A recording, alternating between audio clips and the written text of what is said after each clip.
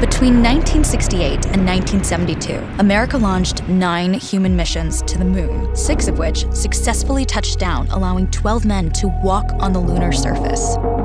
NASA's next chapter of lunar exploration, called Artemis, has the task of not just going to the moon to create a long-term human presence on and around it, but also to prepare for ever more complex human missions to Mars.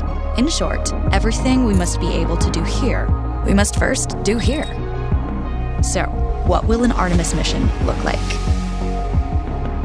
Everything is designed and tested with our most important element in mind, the astronauts. This is their deep space, human-rated spacecraft called Orion, built in 3 parts. The crew module, where up to 4 astronauts will live and work throughout the flight. The service module, with life support systems for the crew and its own engine and fuel reserves. And a launch abort system, with engines capable of pulling the crew module to safety during launch should anything go wrong. To accomplish the task of launching our crew and heavy payloads, NASA is building the Space Launch System, comprising of a cargo hold, an exploration upper stage, a massive core stage, and 2 extended solid rocket boosters. Altogether, this is the world's most powerful rocket, and it exceeds the legendary Saturn V of the Apollo era in numerous ways. Sitting on the launch pad, the entire rocket, fully fueled, weighs just over 6 million pounds, 5.2 million of which is just the fuel.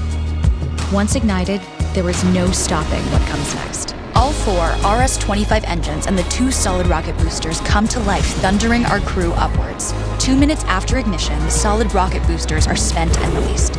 8 minutes after launch, the core stage is depleted and separated.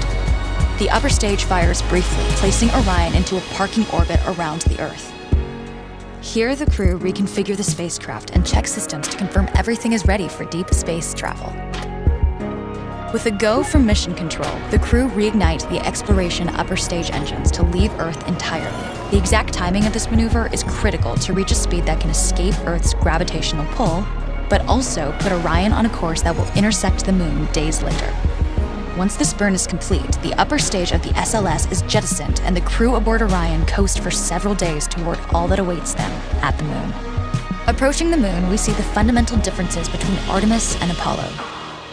Instead of requiring Orion to serve as an expendable lunar command module or to carry a constrained lunar lander, the Artemis missions will take advantage of a different approach: pre-staging. Everything needed for lunar missions will be positioned in advance by commercial and international partners.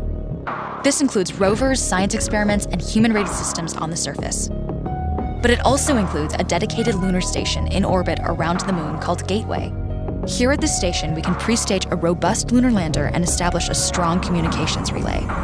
Designed with open standards, the Gateway can be expanded as new missions and partnerships develop, allowing multiple human missions on the moon at the same time and enabling ongoing science to be conducted even between human missions.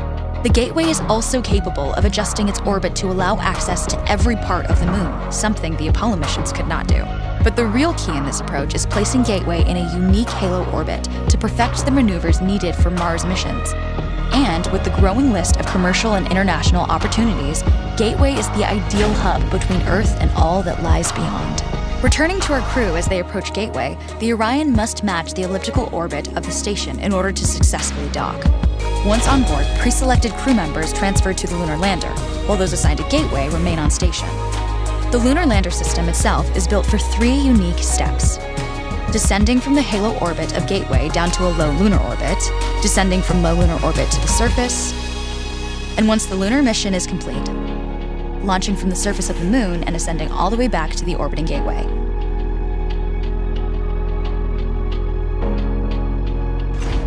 Once back aboard the Orion spacecraft and undocked from Gateway, the crew fire their engine once to break out of the halo orbit and once again to sling the spacecraft around the moon, placing it on a multi-day trajectory back towards Earth. As they near the end of this journey, the service module is released, and the crew module is oriented heat shield first. Entering Earth's atmosphere at 25,000 miles per hour, the friction of air slows Orion considerably, while also subjecting it to temperatures of 5,000 degrees. With the Orion now at just 300 miles per hour, a series of parachutes uniquely tested and produced for this moment deploy, decelerating the craft to just 20 miles per hour for splashdown. With each successful mission, Artemis ushers in the next wave of men and women to explore our moon and prove that together, we were ready to go beyond.